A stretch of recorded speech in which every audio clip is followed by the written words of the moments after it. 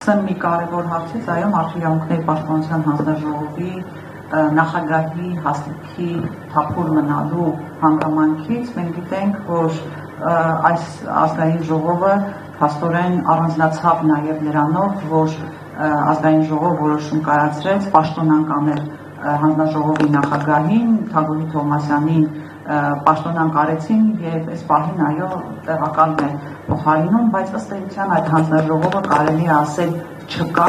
որովհետեւ մենք այդպես էլ չենք տեսնում Մարդու իրավունքների պաշտպանության հանձնաժողովից պատշաճ արձագանք գոյություն ունեցող իրավաքաղաքական գործընթացներին։ Այո, մենք շատ բարդ փուլում ենք գտնվում, երբ իշխանությունը վերածվել է հաշվեհարթարի միջոցի։ Իհարկե սա մեկ օրում տեղի չի ունեցել, մեկ շաբաթում եւ նույնիսկ մեկ տարում տեղի չի ունեցել 2018 թվականի իշխանության գալուց հետո այս իշխանությունները հետեւողականորեն սկսեցին իրավական ռեպրեսիայի այդ մեխանիզմի աշխատեցման գործընթացը եւ 2018 թվականից սկսած ըստ էության իմ հիմնական նաև առաքելությունն է եղել զգուշացնել մարդկանց, որ չի կարելի լռել, որովհետև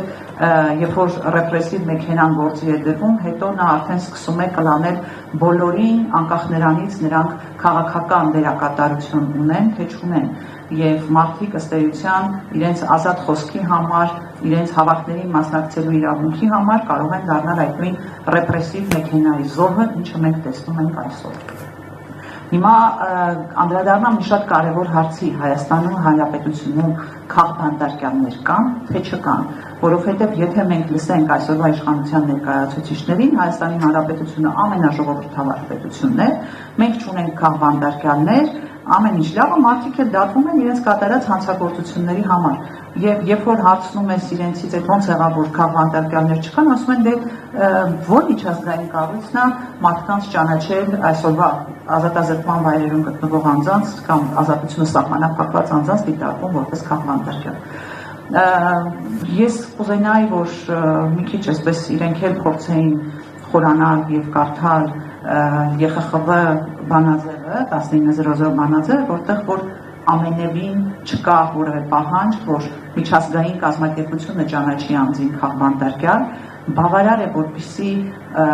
անձը, ում իրավունքները խախտվել են, այսպես բավարարի այդ 5 չափանիշներից որևէ մեկին, եւ անձը բնականաբար չպետք է ճանաչվի քաղաքապետարյան։ Ես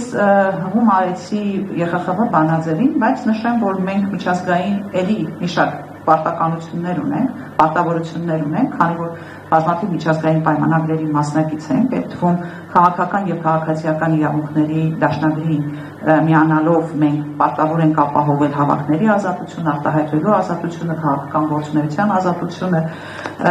ԵԱՀԿ եզրափակիչ փաստաթղթով էլ պետք է երաշխավորենք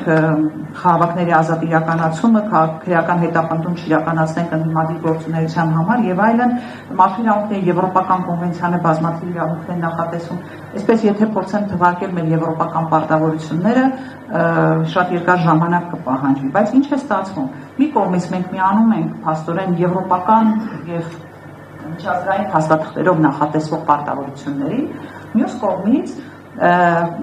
միջազգային կառույցները, որոնք պարտավոր են հետևել մեր կողմից այդ պարտավորությունները կատարելու, աչքերները փակում են եւ որևէ կերպ չեն արձագանքում։ 2012-ից 17 թվականների ընթացքում, եթե տեղի են ունենում մարդու իրավունքների խախտումներ, ապա իրավունքները պաշտպանողները կլինեին դրանք փաստաբաններ, իրավապաշտպաններ եւ այլն, առաջին հերթին իրենց կողքին տեսնում էին միջազգային կազմակերպությունների ներկայացուցիչներին,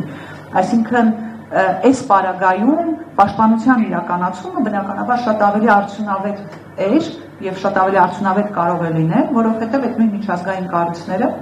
ուղղակի կամ անուղղակի կապերի միջոցով իշխանություններից պահանջում էին ապահովել ժողովրդավարության իրականացումը։ Հիմա ինչ է տեղի ունենում։ Ես երեք ԵՄ-ի կայքում տեսա, որ օրինակ 3 տեղի է ունեցել արդարադատության, բարեփոխման, մշտադիտարկման ծրագրի ամփոփումը։ Եվ ինչ որ երևի հասարակական կազմակերպությունների ներկայացուցիչներն էին այնտեղ, որից մեկ-երկուսին էի ճանաչում, ովքեր եկել էին ներկայացնելու, թե արդարադատության բարեփոխումների ինչ մշտադիտարկում են իրականացրել եւ ինչպես է բարեփոխվում մեր արդարադատությունը։ Ես խիստ կասկածում, այսինքն ես այդ մի 4 տողն եմ կարդացել, ես խիստ կասկածում եմ, որ օրինակ այդ ծրագրի ավարտին հնչեցվել է, թե ինչ վիճակում է գտնվում մեր դատական համակարգը։ Ես խիստ կասկածում եմ, որ անդրադարձ է եղել իրավապահ համակարգի մեկ անձին ծառայելու այդ լուրջ խնդրին։ Ծրագիրը տվել են, արել են, ամփոփում են եւ ասում են, որ բարեփոխում է արդարադատության համակարգը։ Իսկ այսօրվա այս իրավիճակը քաղաքական հետապնդումների, քաղաքական հալածյալների եւ ուրեմն քաղաքանդարկյալների պայմանավորված է իրավապահ համակարգի եւ նաեւ դատական համակարգի նույնիսկ բառը այսպես չեմ կարողանում գտնել, բայց կազմալուծման, հա, եւ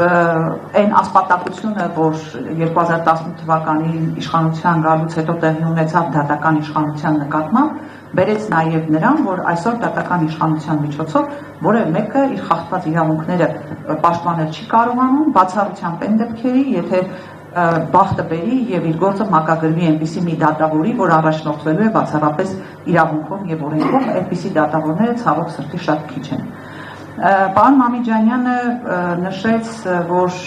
շատ հաճախ մենք երբ խոսում ենք քաղաքանդարկյալների մասին, այսպես մեծ է վտանգը, որ հանկարծ բաց կթողնենք մեր ընկերներից, մեր պայքարի ընկերներից որևէ մեկին, որովհետև այնքան շատ են այսօր քաղաքական հալածյալները ու նաև քաղաքանդարկյալները, որ այո, պարբերաբար մեծ է վտանգը, որ ինչ-որ մեկին բաց կթողնենք։ Ես փորձեմ այսպես հետ գնալով գոնե խոսել քաղաքանդարկյալների մասին, որովհետև քաղաքահալածյալները ըստ էության 100-ից ավել են, բազմաթիվ քրեական գործեր կան հարուցված եւ բազմաթիվ քրեական գործերով հանրային եւ քաղաքական գործիչները ենթարկվում են հետապնդման եւ թեկուզ նրանցից շատերը այսօր գտնվում են ազատազրկման ազատության սահմանափակման հետ կապ չունեցող խափանման միջոցի ներքո, բայց այնուամենայնիվ այդ մարդիկ այս պահին քաղաքական հալածյալներ են։ Մենք հասել ենք փաստորեն այնպիսի մի իրավիճակի եւ մեզ համար գոնե անկախ Հայաստանի պատմության մեջ առաջին դեպքն է, երբ քաղաքանդարկյալի կարգավիճակում են հայտնվել 3 արքեպիսկոպոսներ եւ 1 եպիսկոպոս, սա աննախադեպ իրավիճակ է, ընդ որում այնքան փնթի կարված գործերով, որ այստեղ էլ նույնիսկ զարմանում ես, որ առանձնապես ջանքերը չեն գործադրում։ Փաստաբանները հիմա շատ հաճախ փաստում են, որ այնքան ամենաթողությունը այն աստիճանի է հասել, որ իրավապահ մարմինները ջանքեր չեն գործադրում այդ գործերը սարքելու ընթացքում։ Այսինքն կապ չունի ինչ որակի գործ կսարքեն, միևնույն է գնալու են դատարան, պահանջելու են կալանք եւ կալանքը տալու են, որովհետև իրենք ունեն կոնկրետ դատավորներ, ովքեր վստահաբար կալանք են տալու, եթե հետևեք լրահոսին կամ սոցիալական ցանցերին կտեսնեք, երբ որ կալանքի միջնորդություններ լինում, փաստաբանների մոտ սկսում է հումորը, թե արդյոք գործը մակագրվելու է Մասիս Մելքոնյանի, թե ոչ, որովհետև եթե այդ մարդու անունը կա, ուրեմն կալանքը վստահաբար լինելու է։ Այսինքն այսօր մեր արդարադատության եւ դատական համակարգի վիճակը այսպիսին է։ Բայց ես փորձեմ շատ կարճ անդրադառնալ այսօր ազատազրկման եւ ազատության սահմանափակման ենթարկված անձանց գործերին։ Միքայել arczepiskopos Աջապահյանը գիտեք, որ ռազմական հեղաշրջման կոչերի համար արդեն իսկ դատապարտվել է 2 տարի ազատազրկման, գործը այժմ գտնվում է վերաքննության փուլում։ Այս խայտառակ մի բան է, երբ որ մարդու ազատ արտահայտվելու իրավունքը արդեն վերածում են քրեաիրավական հետևանք ունեցող արարքի կոչերի եւ դեռ մի բան էլ որոշում են, որ 2 տարի ազատազրկումը, որ դատավորը նշանակել է, քիչ է, 2 տարի 6 ամիս պետք է ազատազրկման ենթարկել, այդ հիմքով դատախազությունը բողոք է բերել վերաքննիչ դատարան։ Այսինքն աբսուրդը հասնում է նրան, որ նույնիսկ 2 տարին իրենց չեն բավարարում։ Ահաբեկչության այդ խայտառակ գործը, դրա մասին ուզում եմ հատուկ նշել, որովհետև մեր գործընկեր Արթուր Սարգսյանի անձեռնխելությունից զրկելու հարցի քննարկման ժամանակ ազգային ժողովի ամբիոնից այնքան կեղծ ինֆորմացիաներ հրապարակվեց, այնպիսի մի մթնոլորտ էր ուզում ստեղծել մարդկանց մոտ, որ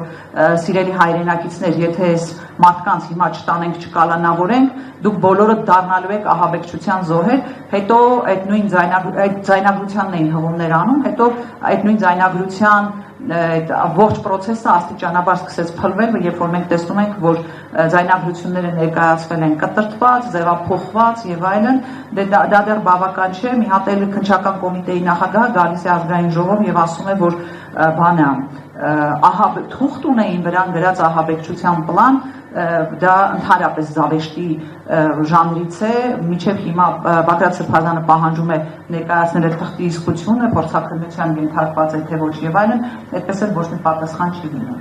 Բագրատ Սրբազանի հետ միասին կալանավորվել են, հետո ոմանց կալանքը փոխվել է տնային կալանքի կամ վարչական վերահսկողության, բազմաթիվ մեր հայրենակիցներ, այսինքն 18 արդարների մասին է խոսքը, այստեղ մենք նաև ունեինք Լիդիա Մանթաշյանի գործը, որտեղ որ մենք բոլորս բացահայտ տեսնում ենք, որ այդ կնոջ նկատմամբ իրականացվում է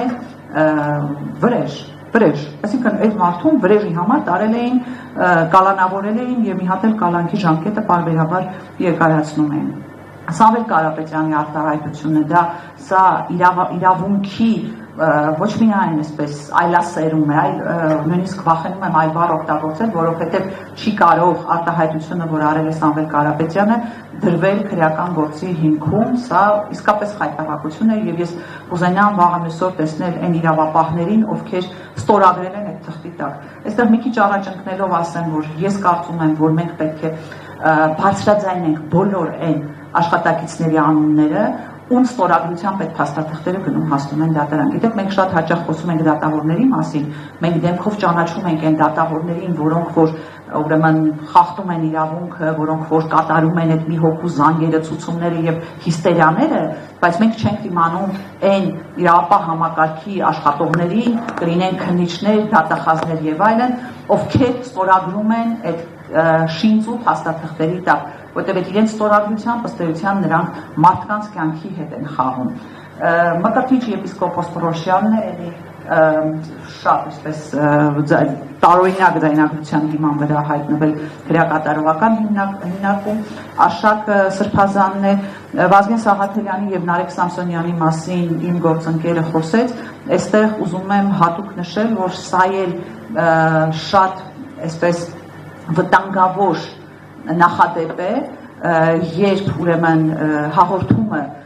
որը որ կարող է հաղորդման ընթացքում կարող են հնչել ոչ նորմավորված արտահայտություններ եւ դրա մասին նախազգուշացվում է, դիտարկում են որպես խուլիգանություն։ Սա իրականում այս հոդվածը օգտագործում են փակելու համար են բացը, որ առաջացել է իրենց կողմից նախատեսված վիրավորանքի ապաքրեականացման հետ, այսինքն հիշում եք, ունեին վիրավորանքի համար հոդված, որով որ մարդկանց Facebook-յան ստատուսների համար քրեական հետապնդում էին իրականացնում մարդկանց նկատմամբ, հետո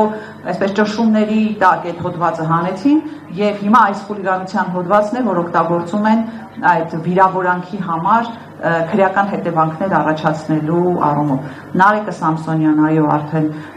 տևական ժամանակ է հացադուլ է հայտարարել եւ դա իր պայքարի եղանակն է այս ապօրինությունների դեմ, երեք ըստ էության վերջապես իրեն տարել էին բժշկական հաստատություն, որտեղ որ պետք է տեղի ունենար եւ հացադուլից դուրս գալու բժշկի հետևելով այդ առողջության վերականգնումը եւ վիրահատությունը, մեկ էլ տեսանք, որ այսպես բյուրոկրատական քաշքշուկների պատճառով Նարեկը պետք է վերադառնա քրեակատարողական հիմնարկ, այսօր նորից բժշկական հաստատություն վերադառնալու պայմանով ես կարծում եմ դեռ ես ինքս ինֆորմացիա չունեմ, բայց կարծում եմ մենք նաև այսօրվա ընթացքում կհասկանանք, թե այս ինչ քաշքշուկներ է եւ ինչպես են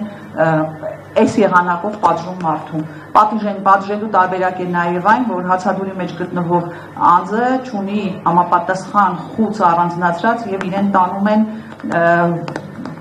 կարծեր, այդպես է կոչվում, որտեղ որ պատժախուց, որը որ ըստ էության հացադուլ հայտարարած անձանց պահելու վայր չէ եւ դա կոպիտ խախտում է հանդիսանում։ Դավիթ Համբարձումյանի մասին հիշատակեց իմ գործընկերը, պետք է Վարդան Ղուկասյանի գործը շարունակվում է, պետք է հիշատակեմ նաև Խաչիկ Գալստյանին եւ Արամ Քոչարյանին, ովքեր ամանորի այսպես նախաշեմին, նախորեին կալանավորվեցին, էլի եթե նայում ես գործի հանգամանքներ զավեշտ է հիշեցնում, եթե ես որևէ մեկին բաց թողեցի, ուզում եմ երկու հանգամանքի մասին էլ խոսել։ Գյումրիում ակցիայի ընթացքում կալանավորված անձանց մասին, որովհետև մարդիկ, ովքեր օգտվում էին մարդու իրավունքների եվրոպական կոնվենցիայով նախատեսված իրենց հավաքների եւ ազատ արտահայտվելու իրավունքից, Գյումրու հրապարակից հայտնվեցին կալանավորի կարգավիճակում եւ սա իսկապես մարդու իրավունքների կոպտագույն խախտում է եւ եւս մեկ դեպք ուզում եմ առանձնացնել, խոսքը վերաբերում է իրավապաշտպանների, այսինքն փաստաբանների կալանքին, Կոչուբաևի մասին է խոսքը, Ալեքսանդր Կոչուբաևի եւ Ռուբեն Մխիթարյանի մասին է խոսքը, այս մարդիկ փաստաբաններ են, իրավապաշտպան, ովքեր իրականացնում են հենց այս նույն քաղբանտարկյալների իրավունքների պաշտպանությունը, բայց ցուցադրական իրենց կալանավորեցին այն ժամանակ, որպեսզի նաև իրավապաշտպան համայնքին այսպես ուղերձներ հղեն, որ այդպես մի ոգևորվեք ձեր պաշտպանության գործում, վաղը դուք կարող եք հայտնվել նույն քաղբանտարկյալների կարգավիճակում։ Այսօր իհարկե այս երկու փաստաբաններն էլ ազատության մեջ են գտնվում, բայց քրեական հետապնդումը նրանց նկատմամբ շարունակվում է։ Մենք շատ հաճախ, երբ կալանավորված անձանց խափանման միջոցը փոխվում է, չգիտեմ, կլինի տնային կալանքով, կլինի վարչական վերահսկողությամբ, ուրախանում ենք, որովհետև ասում ենք, դե մարդիկ գոնե այդ ազատազրկման վայրից դուրս կգան, բայց ես ուզում եմ սիրելի հայրենակիցներ ձեզ հիշեցնել, որ անկախ նրանից, որ այս մարդիկ չեն գտնվում քրեակատարողական հիմնարկում, նրանք շարունակում են մնալ քրեական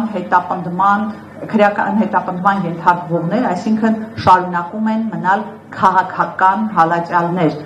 եւ այս առումով է, որ ես ասում եմ, որ մենք 100-ից ավել քաղաքացիներ ունենք եւ անկախ նրանից, որ ոմանք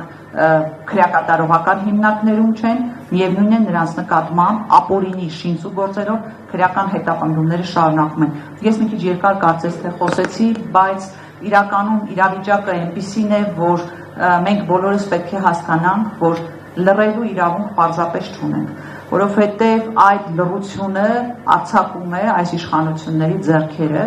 եւ այն մարդիկ, ովքեր մտածում են, որ այդ ռեպրեսիաները իրենց հետ կապ չունեն, դե իրենք քաղաքականությամբ չեն զբաղվում, դե ինչ կապ ունի իրենց հետ եւ այլն, շատ սխալվում են, որովհետեւ երբ այլասերված է իրավապահ եւ դատական համակարգը, ապա դա ուղղակի կամ անուղղակիորեն առնչվում է նաև իրենց, դա ուղղակի կամ անուղղակիորեն փակելու է նաև իրենց դուռը եւ վերջում ընդհանրապես մեկ նախադասություն, այո, մեր եւ ձեր քաղբանտարկյալներ չկան։ Բոլորը մեր պայքարի ընկերներն են եւ անկախ նրանից, թե ինչ քաղաքական ուժի սատարողներ են կամ ինչ քաղաքական ուժի անդամներ են, մեր պայքարը մեկն է, այս պահին ազատվել այս իշխանություններից եւ թույլ չտալ, որ նրանք վերջնականապես կործանեն մեր պետությունը եւ պետականությունը։ Եվ այս առումով մենք էլ պատասխանատու ենք բոլոր քաղբանտարկյալների համար, բոլոր քաղաքացիների համար։